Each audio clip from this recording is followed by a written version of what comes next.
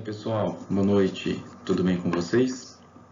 Vamos dar continuidade à nossa disciplina, né? Estávamos falando sobre fluidoterapia. Então, no primeiro momento da aula, né, na semana passada, falamos sobre desidratação e sobre os tipos de fluido, né? Hoje nós iremos comentar sobre me desculpe. Hoje nós iremos comentar sobre as vias de administração, como calcular o volume que nós vamos administrar e qual vai ser essa velocidade de administração, tá? Aqui é um ponto muito importante, tá? Que muita gente deixa passar despercebido porque não sabe ou porque, enfim, tem muita dificuldade, que é o cálculo de volume, tá? Então, para cada animal, para cada situação, nós temos um volume diferente a ser administrado, tá? E isso tem que ser calculado criteriosamente, seguindo uma regrinha que a gente vai colocar aqui para vocês. E esse cálculo e essa reposição correta da fluidoterapia é o que vai determinar o grau de sucesso seu, né? Então, se você tem aquele animal chocado, né, em estado de choque, se você tem aquele animal extremamente desidratado, é essa fluidoterapia, né, o volume que você vai administrar, que vai ser determinante se realmente você terá um sucesso na sua terapêutica, tá? E aí nós vamos chegar, depois desse cálculo, né, na velocidade de administração. Aí aqui, nesse slide gravado, nós vamos falar de uma maneira mais rapidinho, tá? E aí na nossa sala virtual, a gente vai discutir e vai trabalhar em cima disso, ok? Porque aí preciso de ver se vocês estão acompanhando um pouco o raciocínio. Então não se preocupem, tá? Agora, nessa primeira aula, nesse primeiro momento gravado, quando chegarmos na velocidade de administração, nós vamos falar de uma maneira mais simples. E aí na nossa sala virtual, daqui a pouquinho, a gente vai detalhar um pouco mais, ok? Então, como que eu vou administrar a nossa fluidoterapia, né? Lembra que nós falamos na semana passada de cristalóides, nós falamos de coloides, falamos de soluções hipertônicas, isotônicas, né? Então, falamos de tudo isso. Então, agora nós vamos falar das vias de administração do nosso fluido. Primeira via que eu vou falar é a via oral. Nossa, mas eu posso usar a via oral para administrar fluidoterapia no meu paciente que está desidratado? Posso. Lembrando que, olha só, eu não vou utilizar este tipo de via se o meu paciente estiver, lógico, apresentando o quê? Êmese, não é? Não adianta eu dar fluidoterapia via oral para ele e logo em seguida ele vomitar essa fluidoterapia toda, né? Então, não teremos efeito. E logicamente que eu não vou usar esta via quando o meu paciente tiver uma perda muito severa. Então, vamos pensar de novo naquele paciente em estado de choque, né? A gente vai ver o que é choque na próxima semana. Nesse paciente, não posso administrar fluidoterapia via oral, porque até ela ser absorvida, né, e distribuída, meu paciente já pode ter vindo a óbito, né? Então, fica totalmente contraindicada. Então, a via oral é a mais fisiológica, é ideal para soluções hipertônicas com alto valor ou alto conteúdo calórico, né? Ou seja, como se você estivesse fornecendo a alimentação para esse animal, tá? É de fácil acesso e baixo custo, né? Via oral é via fisiológica. Logicamente, se o animal é agitado, fica totalmente inviável, né? Você administrar. E eu vou utilizar esta via quando meu paciente apresenta aquela desidratação mais leve, né? Uma desidratação de 5%, por exemplo, tá? Então, aí nesses casos eu posso utilizar a via oral. E aí tem soluções comerciais, né? Pedialite, por exemplo, ou até soro caseiro, tá? O soro caseiro nada mais é do que água, uma parte de açúcar e uma parte de sal, porque isso, na hora que chega lá na parte do trato gastrointestinal, vai abrir as bombas e vai puxar toda a água para dentro do sistema circulatório, tá? Então, é a via que a gente pode utilizar. E aqui só um exemplo comercial, né? A gente utiliza em torno de 4 ml por quilo por hora, né? Para tentar restabelecer esse déficit hídrico do nosso paciente, tá? Além disso, nós temos soluções também comerciais com eletrólitos, né? Então, paciente que apresenta vômitos, tem deficiência de potássio, por exemplo, e a gente pode utilizar soluções comerciais que apresentem essas suplementações. A outra via que nós vamos falar é a via subcutânea, né? Extremamente utilizada e facilmente utilizada na medicina veterinária, né? Então tá aqui, ó. Ela é fácil de ser realizada, prática, rápida e barata, tá? Logicamente, nem tudo são flores, né? Quando nós falamos em praticidade, só que eu não posso esquecer dos meios de profilaxia, né? Evitar que ocorra uma disseminação bacteriana ou que eu leve essas bactérias para o subcutâneo, tá? Cães de pequeno porte e gatos, eu já não consigo utilizar a via subcutânea como a via para repor fluidoterapia. Não é que eu não consigo, tá? Eu não consigo administrar grandes volumes nesses animais, né? Eu posso utilizar já para uma desidratação um pouquinho mais proeminente, pronunciada, né? De 6 a 7% de desidratação. Pode ser feita domiciliarmente, né? Então é só você mostrar para o tutor deste animal como que deve ser introduzida a agulha no subcutâneo e como que o fluido deve ser administrado, né? Então, aqueles animais que ficam agressivos dentro do consultório, você pode instruir o proprietário a fazer isso na própria casa dele, né? Temos algumas contraindicações. Primeiro de tudo, vocês viram que na via subcutânea eu não posso administrar glicose, ok? Então, não posso administrar glicose, que essa glicose vai causar uma necrose no local, certo? Também não posso usar soluções hipertônicas. Lembra daquele cloreto de sódio a 7,5%, né? 5, 7,5%, 10, 20%? Então, essas soluções hipertônicas eu também não posso utilizá-las. Por que eu não posso utilizar? Se eu estou administrando uma solução hipertônica, o que ela vai fazer com a água das células ao redor? Vai puxar essa água, né? E o que vai acontecer com essas células? Elas vão morrer, certo? Então, fica totalmente contraindicado também soluções hipertônicas, tá? Lembrando dessas situações, ó, paciente hipotérmico, paciente com uma desidratação muito severa, né, chegando a um choque hipovolêmico, e pacientes hipotensos, né? Então, nesses pacientes, logicamente, o que está acontecendo perifericamente? Por ação do sistema nervoso autônomo simpático, né, está acontecendo uma vasoconstrição periférica. E lembra que a absorção é a passagem do fármaco, né, ou da substância que foi do local aplicado para o sistema circulatório. Para acontecer isso, eu preciso de vasos sanguíneos, né? Eu preciso de ter um sistema vascular abundante, né? Só que agora, nesses casos, o meu paciente está apresentando o quê?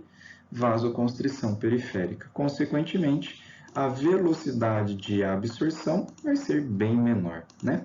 Se a velocidade de absorção é extremamente reduzida, vamos pensar um pouquinho? Eu estou utilizando fluido para quê? Por quê? Porque meu animal está desidratado, né? Então, se eu uso fluidoterapia para hidratar o meu animal, só que essa fluidoterapia não é absorvida por causa da vasoconstrição, então não teve efeito nenhum essa fluidoterapia, né? Então, tá aqui, tem uma velocidade de absorção lenta, tá? Então, ela é a via mais lenta que nós temos, né? Comparado com a intramuscular, logicamente, e comparado com a endovenosa, tá? E ela deve ser absorvida, né? O organismo vai absorver em até 6 horas. Qual volume eu uso nessa via chamada de via subcutânea, tá? Normalmente 10 ml por quilo. Só que a gente faz uma administração mais empírica, né? Nós fazemos de 50 até 200 ml por região do animal, tá? Então, naquela região interescapular, eu posso fazer 200 ml, né? Dependendo, logicamente, do tamanho do animal. Se eu estou tratando um animal de pequeno porte, logicamente, igual eu já tinha falado para vocês, volumes maiores eu não posso administrar. Se eu estou tratando um labrador, um pastor alemão, enfim, cachorro de grande porte, logicamente que aí esses volumes maiores poderão ser administrados, tá? Então tudo depende, logicamente, do tamanho do paciente. A via intravenosa, né? Ela é a mais indicada em quais situações? Aqueles pacientes que eu preciso repor a volemia de uma maneira muito rápida, é isso? Ou seja, naqueles pacientes em estado de choque, que apresentam uma desidratação muito severa, tá? Ou naqueles pacientes que perderam muito fluido, ok? Então vamos pensar naquele paciente que sofreu uma lesão epitelial muito grande, aí está perdendo plasma, ou teve uma hemorragia, ou apresentou uma gastroenterite hemorrágica, ou uma gastroenterite alimentar, né? Foi no final de semana, teve churrasco em casa, ele comeu gordura, carne, e agora ele começa a vomitar. E, logicamente, naqueles pacientes muito doentes, é a via preferida, né? Porque você já está administrando a via diretamente no leito vascular. Ou seja, igual a farmacologia falou, não ocorre aqui, não vai ocorrer a absorção, tá? Então, essa é a via de eleição para esses pacientes. Então, via de eleição para rápida expansão do volume circulante, tá? Lembrando, naquela situação de emergência. Só que aqui a gente tem que entender, cristalóide e coloide, né? Lembra de qual permanece por mais tempo no leito vascular, certo? Então, aqui eu tenho absorção imediata, ou eu posso dizer que não tem absorção, né? Porque você está administrando diretamente no leito vascular, certo? Então, essa é a via intravenosa. Logicamente, temos algumas complicações, né? Principalmente isso daqui, causa processo inflamatório naquele vaso sanguíneo, né? Além de também poder levar infecções para o sistema circulatório. Vamos pensar que o animal está canulado, só que por uma falha, né? Uma falha de enfermagem, esse animal vomita em cima desse catéter, esse animal defeca no chão, deita, suja esse catéter, logicamente é uma via de entrada para o sistema circulatório. Se é uma via de entrada, eu estou levando essa contaminação, essas bactérias, né? E isso, logicamente, o risco de infecção é muito grande. Além do mais, posso ter trombose e embolismo, né? Lembra que eu falei para vocês que o bicarbonato não pode ser associado, por exemplo, com o Ringercon lactato, não é isso? Então, isso pode precipitar e esses sais causar um tromboembolismo, tá? Então, aí a gente tem que ter atenção a isso, certo? Cuidados com a via endovenosa ou intravenosa. Monitoração constante do paciente para não causar superidratação. Todos os excessos são prejudiciais.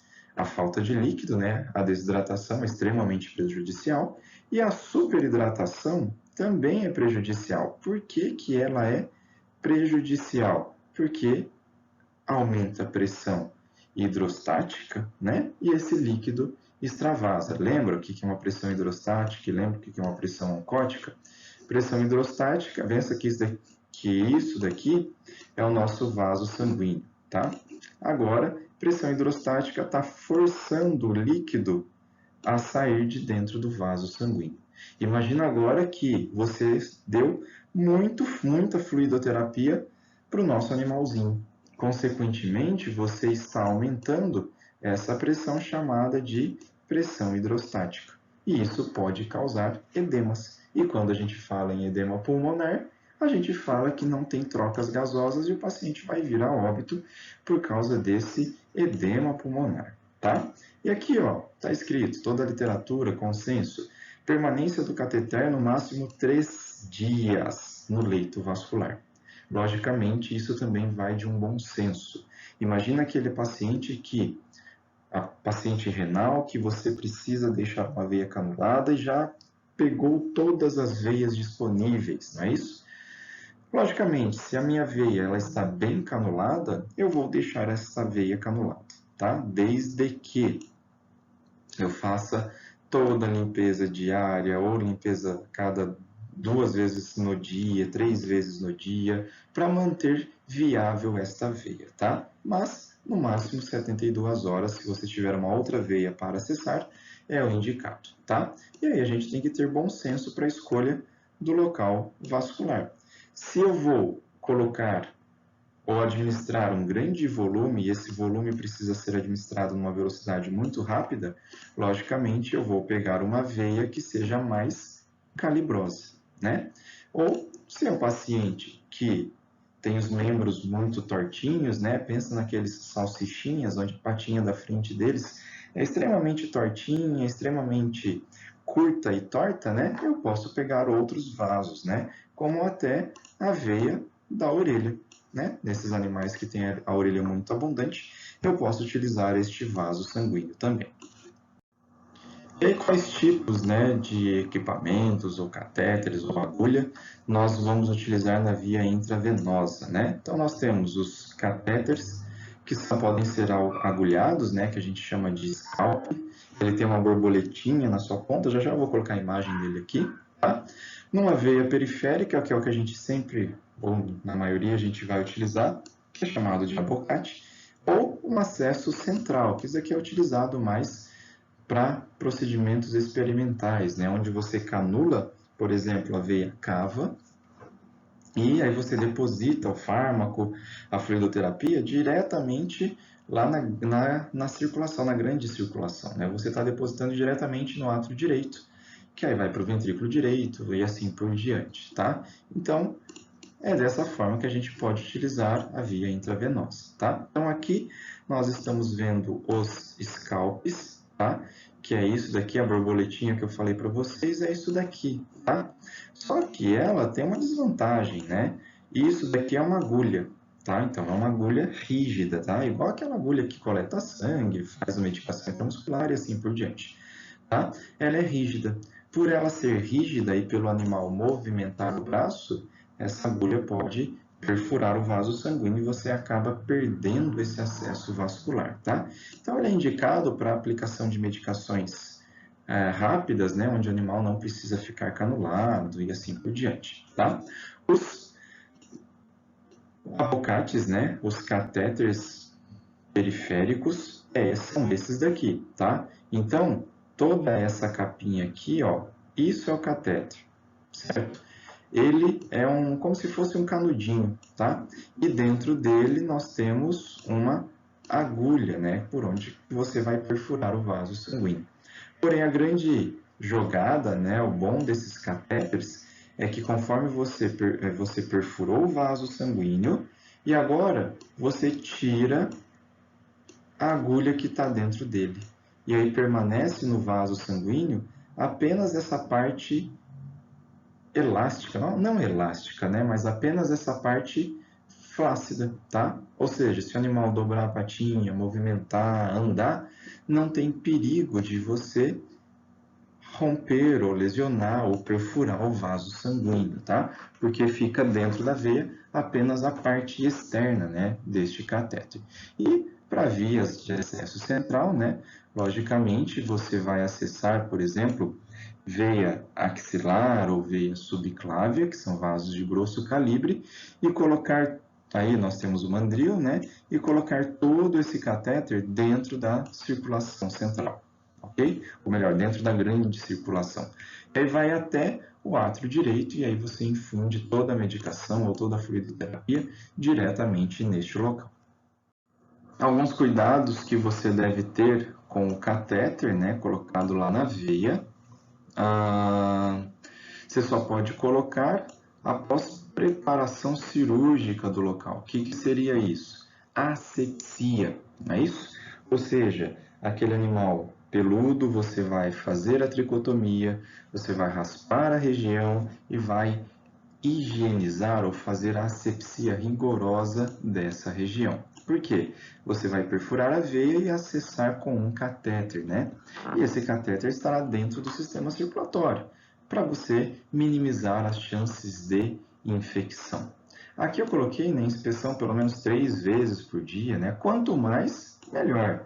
é que normalmente você vai fazer medicações, dependendo da situação, 2, 3 vezes por dia. E conforme você faz a medicação, você já avalia, reavalia como que está o seu catéter, né?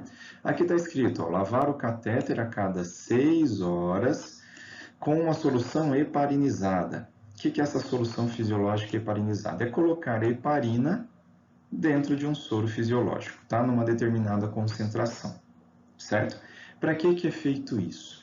Pensem da seguinte maneira, nós temos o sangue passando ali por aquele catéter, né? E esse sangue pode coagular no catéter, obstruindo ele, não é isso?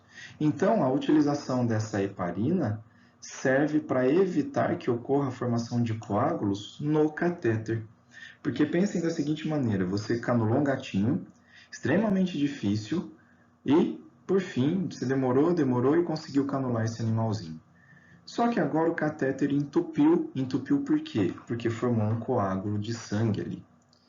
E agora o catéter está inutilizado. Você vai ter que tirar ele e colocá-lo em outro vaso sanguíneo. E além disso, né, se ocorre a formação deste coágulo no nosso catéter, se você for fazer a medicação e empurrar esse coágulo para a circulação, você acabou de formar um êmbolo, né? Então, por isso que aqui está falando, lavar a cada 6 horas. Ou você vai lavar, logicamente, toda vez que você fizer uma medicação no catéter, tá? Como que é, como eu tinha falado, né? Olha só, essa solução fisiológica heparinizada, o que é? Você pegar um soro fisiológico, né? Aquele cloreto de sódio a 0,9%, isso vocês já sabem o que é, e acrescentar meio ml de heparina. Heparina é um anticoagulante que vai dar essa solução heparinizada. Ela, no caso, não vai interferir em nada no sistema de coagulação do animal, certo? Só vai evitar que ocorra a formação de coágulos lá na região do catéter, certo? Então, são esses cuidados, né, que a gente precisa ter com o nosso catéter. As veias utilizadas podem ser qualquer uma, né, que você tenha praticidade para pegar. Logicamente, uma veia jugular já é mais difícil, não é que é mais difícil, já é um pouco menos utilizada, né? Porque o animal vai ficar mexendo o pescoço para lá e para cá e o seu catéter vai estar aqui, né? Então, não é um ótimo local para você colocar. A não ser que seu animal esteja em estado de coma, aí já é outra situação. Normalmente a gente utiliza a veia cefálica e a veia jugular. Eita, jugular não, femoral, desculpa pessoal. Então, normalmente a gente usa a veia cefálica, tá? E a veia, aqui no caso eu falei femoral, né? A nossa veia safena, né? Safena lateral. Podemos também utilizar a veia femoral, que onde que ela está localizada? Internamente na coxa, né? Então, na parte medial da coxa é onde eu tenho essa veia femoral. Então, eu posso utilizá-la também? Posso. Eu imobilize, né, bastante este membro do paciente, a fim de que ele não movimente e eu não venha perder esta veia. Posso utilizar na orelha, se meu paciente tiver uma orelha proeminente, esses vasos forem fáceis de serem canulados, tá? Então eu posso utilizar também. Qualquer veia eu posso utilizar, tá, pessoal?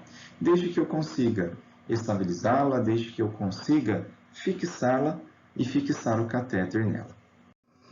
Então falamos da via intravenosa, né? E agora chegamos na nossa via intraóssea, tá? É uma via que rotineiramente ela não é muito utilizada, tá? Mas é uma excelente alternativa comparada à via intravenosa. Em quais situações ou em quais animais? Naqueles animais pequenos ou até naqueles animais muito jovens, né? Os pediatras, né? Aqueles animais pediatras que a gente já conversou lá na nossa primeira aula. Quando que eu vou utilizar a via óssea? Quando eu estou impossibilitado de acessar outro tipo de veia, tá? Ou porque meu animal apresenta uma trombose, ou porque as veias estão colapsadas porque meu animal está em estado de choque. Lembra que o que mantém o vaso sanguíneo no diâmetro dele, né, no caso das veias, é o fluxo sanguíneo. Se eu não tenho fluxo sanguíneo, esses vasos eles vão ficar grudados, né? Vão ficar colapsados e aí você não consegue canular. Aí é muito difícil fazer a canulação desses vasos, tá? Então, nessas situações, é extremamente indicado, ou é indicado, né, fazer a via intraóssea. A absorção dela é extremamente rápida, né? Então, você pode administrar grandes conteúdos de líquidos, né? Quais são os locais? Lembra lá da anatomia, tuberosidade da tíbia, tá? Vai no seu joelho e vai na pontinha da canela. Essa é a tuberosidade da tíbia, tá? A fossa trocantérica lá no fêmur, certo? Lá na próxima cabeça do fêmur, né? E a asa do ilho, ok?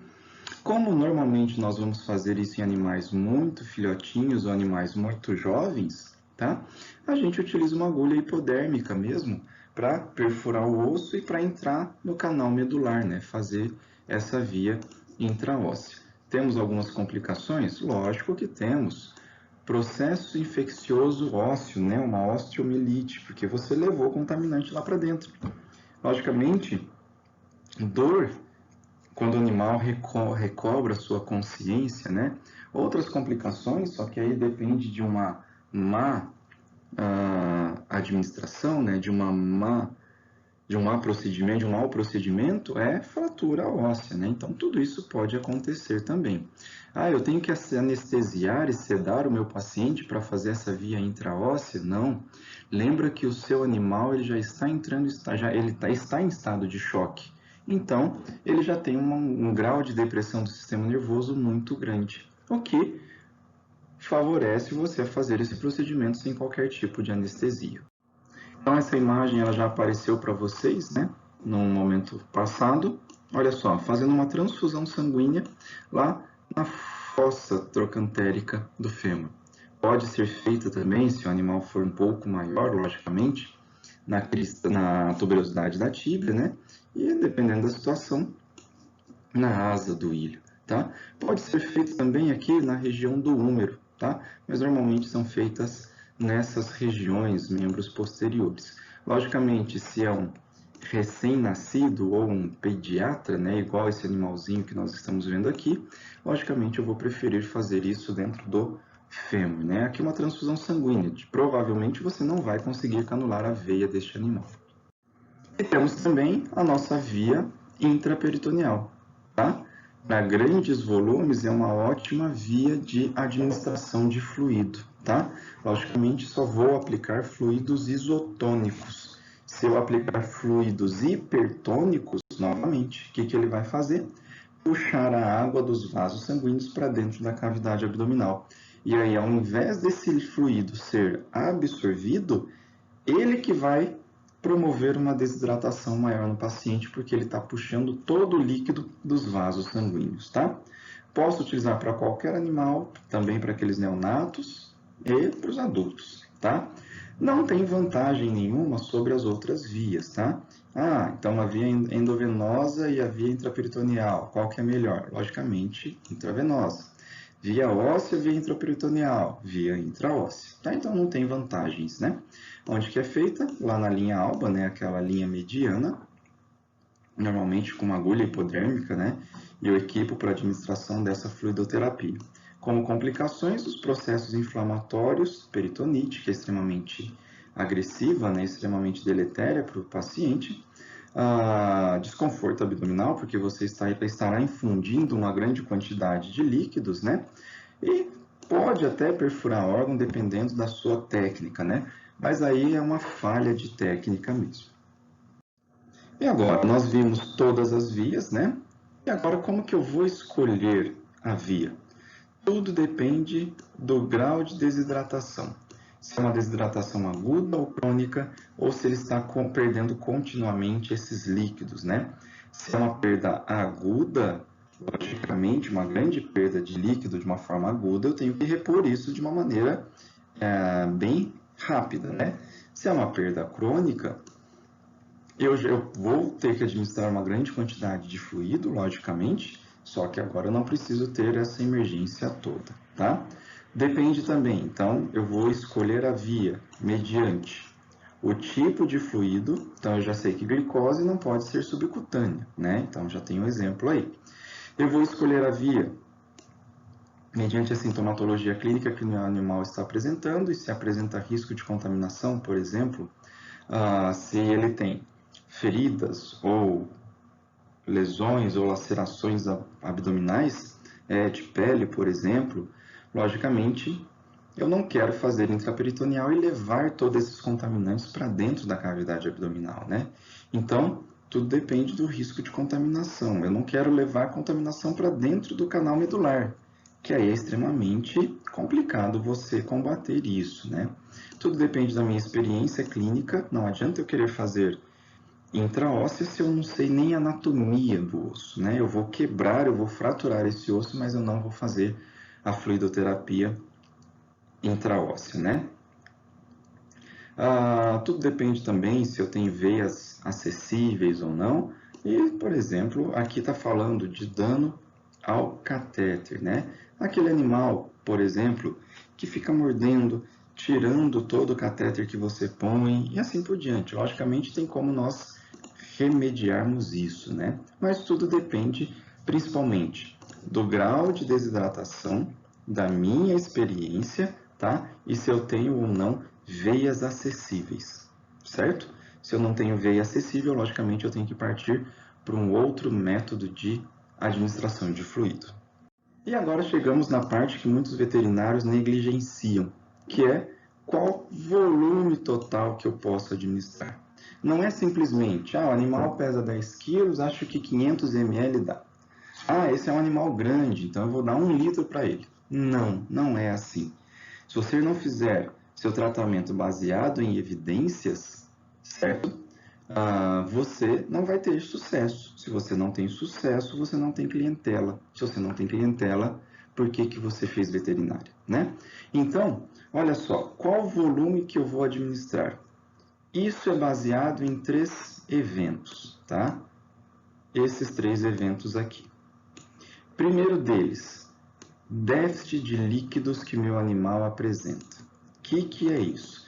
Lembra daquela tabelinha lá atrás que nós colocamos 5% de desidratação, de 5 a 7, de 7 a 9, de 10 a 12, acima de 12% de desidratação? Não é isso? Um choque extremamente grave? Então, mediante a sua avaliação clínica, mediante a sua avaliação semiológica, você vai determinar qual que é a porcentagem de desidratação do seu paciente. Ok? Então, você puxou a pele do animal e soltou. A pele do animal não voltou. Nossa, esse animal provavelmente tem uns 10% de desidratação, certo? Então, você vai calcular a porcentagem de desidratação do seu animal mediante aquela sua avaliação clínica que nós já conversamos na aula passada, ok?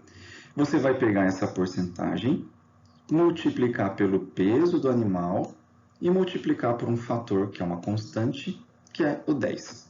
Já já a gente vai calcular isso e na nossa aula, na nossa sala virtual, a gente conversa mais sobre isso também, tá? Bom, então, pega uma folha, pega a sua caneta e anota aí. Vamos fazer um exemplo. Vamos imaginar que o nosso paciente apresente uma desidratação de 10%, ok? Vou colocar valores para ficar fácil da gente calcular. Então, vamos pensar que ele apresente uma desidratação de 10%. Ele pesa 10 quilos, tá? Tudo para ficar mais fácil, tá? Então, 10 vezes 10, 100. Não é isso? Então, 10% de desidratação, 10 quilos, não é isso? Que a gente colocou aqui um exemplo, né? Então, 10 vezes 10 dá 100. 100 vezes esse fator 10, quanto é que vai dar? 1000. Então, aqui, eu sei que eu já tenho 1000 ml, ok? Então, eu calculei o déficit de líquidos que o meu paciente apresenta. Agora, eu vou calcular a manutenção deste animal, tá? Manutenção é 5% do peso vivo. Ou eu posso fazer 40 ml por quilo para cães de porte grande, para gatos, 60 ml por quilo para cães de porte pequeno e 20 ml por quilo para aqueles pacientes anoréxicos, ok? Pergunto de novo, quantos quilos no nosso exemplo? 10 quilos, não é isso? Se é um animal de 10 quilos, então ele é um animal de porte pequeno a médio, não é isso? Então eu tenho que usar essa referência. Então, 60 ml por quilo. Quantos quilos nós colocamos no nosso exemplo de novo? 10 quilos, né? Então, 60 vezes 10, quanto é que dá? 600, né? Se eu fizer algum cálculo errado, é que eu estou fazendo de cabeça, tá, pessoal? Então, pronto. 600 ml. Ok? Deixa eu corrigir aqui. Pronto. Beleza, então eu calculei déficit de líquidos, calculei a manutenção, que é 5% do peso de vivo dele, né, por dia, e agora eu tenho que calcular por onde que esse animal está perdendo, ou seja, as perdas contínuas, ok? Meu animal está apresentando vômito, eu vou calcular, acrescentar 40 ml por quilo por dia. Se meu animal está apresentando diarreia, eu coloco esse fator aqui, 50 ml por quilo por dia. Se meu animal apresenta os dois, eu vou colocar 60 ml por quilo por dia. Concorda que ele está perdendo líquido ou por vômito ou por diarreia, não é isso? Ah, mas você mostrou lá atrás que uma queimadura de pele faz o animal perder líquido, não faz? Faz, ele vai perder líquido, tá? Só que aí, por exemplo, nesse animal que teve toda a pele queimada, a gente não coloca esse valor, ok? Porque aí a perda líquida dele é muito menor comparado a um animal que tem vômito e diarreia, ok?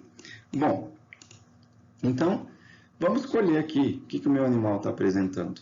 Ah, está apresentando diarreia. Ok, então eu vou acrescentar na fluidoterapia dele 50 ml por quilo por dia. Quantos quilos pesa o meu paciente? A gente já tinha feito lá atrás, né, o exemplo, que a gente pegou um animal de 10 quilos, tudo para ficar fácil o nosso cálculo, ok? Então, 50 ml vezes 10 quilos, quanto é que vai dar? 500 ml, não é isso? Pronto. Então, olha o que nós fizemos até agora. Para um paciente de 10 quilos, eu calculei o déficit de líquido dele. O que é isso? Pela minha avaliação clínica, o grau de porcentagem dele. Nós colocamos aí 10%. Calculamos a manutenção diária dele, que é 5% do seu peso, tá? Como é um cão de pequeno médio porte, então está aqui, 60 ml por quilo. Colocamos aqui, então, esse déficit de líquido está aqui, essa manutenção está aqui, então 60 vezes 10, 600. E supomos aqui, né, ou colocamos, exemplificamos que o meu animal apresenta diarreia. 50 ml por quilo por dia, né, ele pesa 10 quilos, 500. Qual que é o volume total de fluidoterapia que eu vou administrar? Nada mais é do que a somatória desse 1, que é isso daqui, do 2, que é isso daqui, e do 3, que é isso daqui. Vamos ver quanto é que vai dar isso daqui? 1.600, 2.100. Não é isso? 2.100 o quê? ml. Então, quer dizer que para esse animal de 10 quilos, que está com 10% de desidratação, que está apresentando diarreia, no nosso exemplo, né? Ele precisa tomar por dia 2 litros 1.100 ml de fluidoterapia. Então, esse volume aqui, olha só, é em 24 horas. Então, nessas 24 horas, meu animal tem que tomar 2 litros e 100 ml. Ah, então quer dizer que eu posso fazer 1 litro de manhã, 1 litro à tarde, e aí eu deixo ele à noitinha tranquilo, porque não vai ter ninguém na clínica, né? Não, você não pode fazer isso, porque se você fizer desse jeito, você estará super hidratando o seu animal, causando um risco de edema, tá? Principalmente edema pulmonar, que a gente já falou. Então, qual volume eu vou administrar? Depende do seu paciente. Nesse exemplo que nós tivemos aqui, eu preciso administrar 2.100 ml, tá? Então, num animalzinho de 10 quilos, que às vezes o veterinário coloca 1 litro para o dia inteiro, não é o suficiente, tá?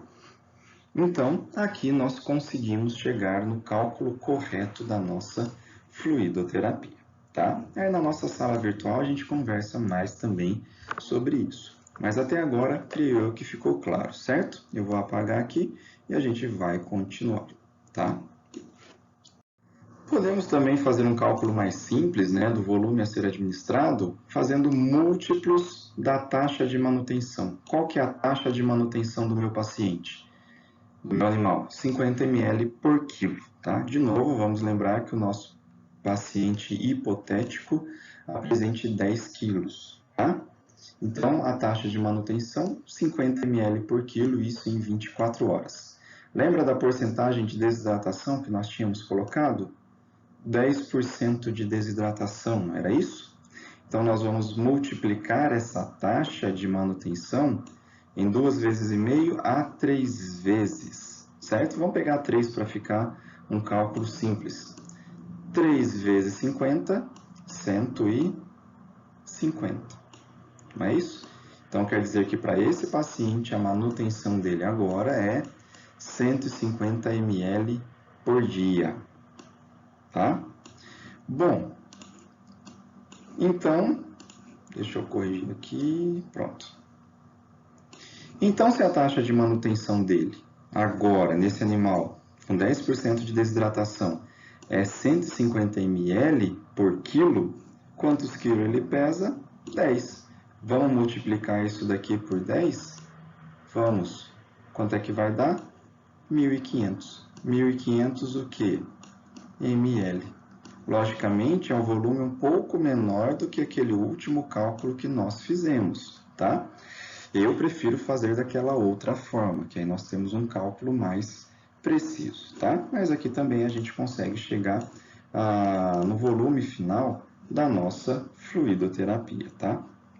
Então, de repente, se você estiver numa situação mais emergencial, calcula esse múltiplos da taxa de manutenção, 50 ml por quilo, e coloca a fluidoterapia no seu paciente, lembrando que isso deve ser em 24 horas, certo? Minha fluidoterapia deve ser reavaliada a cada 24 horas. Então, hoje meu animal apresenta diarreia. Hoje meu animal apresenta 10% de desidratação. Calculei aquele volume e fiz isso em 24 horas.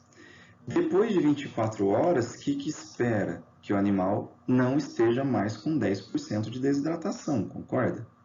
Então, e vamos pensar que nas próximas 24 horas ele pare de ter diarreia. Concorda que agora o volume a ser administrado será bem menor? Se você continuar administrando o mesmo volume, você estará superhidratando este animal, causando edemas. Então, você deve avaliar todo dia e recalcular a fluidoterapia no seu paciente todo dia. Então, tá aqui, ó. Fluidoterapia deve ser monitorada para que o paciente não seja superhidratado. Nossa, é bom que ele fique superhidratado? Não, ele vai ter edemas, tá? E edema pulmonar também. Naquelas situações onde o paciente não produz urina, ou naqueles pacientes onde a bomba cardíaca não funciona, né, não tem circulação correta, você também deve ficar monitorando mais de perto este animal para evitar que ocorra a superidratação e, consequentemente, edemas, né? Principalmente edema pulmonar. Bom, nós vimos qual fluido administrar, nós vimos qual volume administrar, e agora, qual velocidade? Tudo é determinado pela gravidade do seu paciente, tá? Lembrando que a administração em 24 horas, com exceção do choque hipovolêmico, né? Velocidade média de 10 a 15 ml por quilo por hora. Se meu paciente tiver uma desidratação moderada, isso vai até 30 ml por quilo por hora. E se ele estiver desidratado gravemente, né, os 10%, que é o que a gente colocou como exemplo, 50 ml por quilo por hora, tá? Então, se meu paciente pesa 10 quilos, então quer dizer que em 1 hora eu tenho que dar 500 ml de fluidoterapia para ele. Todo mundo acompanhou? Lembra que o paciente que nós colocamos, ele pesa 10 quilos, né? 10% de desidratação é uma desidratação grave. Então, pronto. 50 vezes 10, 500 ml por hora eu tenho que administrar. Logicamente, eu administro 500 ml e aí meu paciente começa a apresentar melhoras, né? Então, aí a gente vai diminuindo a velocidade da fluidoterapia. Lembrando que em choque a gente aumenta ainda mais, chegando até 90 ml por quilo por hora, tá? Isso aí depois a gente conversa um pouquinho mais, tá? E se a gente não conversar nessa parte remota, a gente conversa pessoalmente também lá na Clínica 2. Hoje em dia fica fácil para nós administrarmos fluidoterapia porque nós temos bombas de infusão, tá? Na bomba de infusão você coloca o volume que você quer administrar e você coloca a velocidade que você quer administrar e ela faz todo o trabalho para você. Logicamente, uma bombinha dessa custa em torno de 3, 4 mil reais, tá? Mas é extremamente excelente. E podemos utilizar também o método antigo, né? E aí eu preciso saber que eu tenho equipo macrogotas e equipo microgotas. No equipo macrogotas, 20 gotas eu tenho 1 ml. No equipo microgotas eu tenho 60 gotas para dar 1 ml, tá? Isso aí a gente vai trabalhar na nossa sala virtual. E aqui só exemplificando para vocês a bomba de infusão, né? Então, aqui eu tenho o soro, o equipo ele vai passar por dentro dessa bomba, e essa bomba vai determinar a velocidade que vai administrar no nosso paciente, tá? Podemos calcular também a velocidade manualmente, né? E também temos alguns passos a seguir. Nesse exemplo que está mostrado aqui no nosso diapositivo, olha só, estamos colocando como 600 ml em 24 horas, ok? Lembra que no nosso exemplo, lá atrás, tivemos 2.100 ml em 24 horas, não é isso? Então, eu vou exemplificar isso daqui, eu vou exemplificar aqui os de 600, né? E aí eu quero que na nossa sala virtual, vocês me deem o resultado do 2.100 ml, ok? Bom, então vamos lá por partes. Nesse exemplo, meu animal precisa de 600 ml em 24 horas. Então vamos dividir. 600 por 24, eu sei que em cada hora do dia ele precisa de 25 ml. Então pronto, até agora tranquilo, tudo bem. Em 1 hora, quantos minutos eu tenho? 60 minutos. Então, 25 ml por hora nada mais é do que 25 ml em 60 minutos. Vamos dividir isso daqui? Então, por minuto, se eu pegar 25 e dividir por 60, vai dar um resultado de 0,4 ml por minuto, ok? Então, em cada minuto do dia, você vai precisar aplicar 0,4 ml de fluidoterapia que você escolheu. Ou precisa descer no seu equipo, né, 0,4 ml de fluidoterapia. Para esse exemplo, né, que é 600 ml, então é um volume bem baixinho mesmo, tá? Terceiro passo, agora eu preciso decorar e entender que uma gota do equipo macrogotas é a mesma coisa que 0,1 ml. E uma gota desse equipo microgotas é a mesma coisa que 0,02 ml, ok? Isso é fixo. E isso você precisa ter anotado, decorar, enfim. Bom, olha só. Uma gota é igual a 0,02 ml. Espera aí. Quantos ml eu preciso? 0,4. Não é isso? Espera aí. Então, uma gota, 0,02 ml. Só que eu preciso de 0,4 ml. Quantas gotas isso vai ser? É simples. 0,4 vezes 1 dividido por 0,02. Isso vai dar um resultado de 20 gotas. Espera aí. 20 gotas, então, nesse caso, é a mesma coisa que 0,4. Não é isso? Então, são 20 gotas por minuto. Certo? Então, em um minutinho, eu preciso dar de fluidoterapia no meu animal 20 gotas, que é exatamente ao 0,4 ml por minuto. Então, quer dizer que eu transformei esse 0,4 em gotas. Ok? Bom, você não vai ficar contando 20 gotas por minutinho, né? Seria mais fácil se eu pegar isso daqui e transformar em segundos, não é isso? Espera aí, 1 minuto corresponde a quantos segundos? 60 segundos, não é isso? Então, 1 minuto, 60 segundos. Então, quer dizer que eu posso substituir esse 1 minuto por 60 segundos. 20 dividido por 60, o que vai dar para mim? Uma gota a cada 2 segundos. Então, você vai estar lá na frente do seu equipo, pingou, passou 2 segundos, tem que cair uma gotinha, tá? E é assim que a gente faz. E agora eu quero que vocês façam para o exemplo de 2.100 ml que a gente colocou lá atrás, ok? Bom, e as complicações, né, do excesso de fluidoterapia, ou as complicações da fluidoterapia, está aqui. Superidratação, processos inflamatórios, troca de soluções. Quando eu falo trocas de soluções, é mudança de osmolaridade dos líquidos intra e extracelular, processos infecciosos, diluição e, consequentemente, hemorragia. Se você fizer subcutânea e levar patógenos, né, você vai causar uma necrose e, logicamente, erro de cálculo. Se você errar para menos, você não vai beneficiar o animal em nada.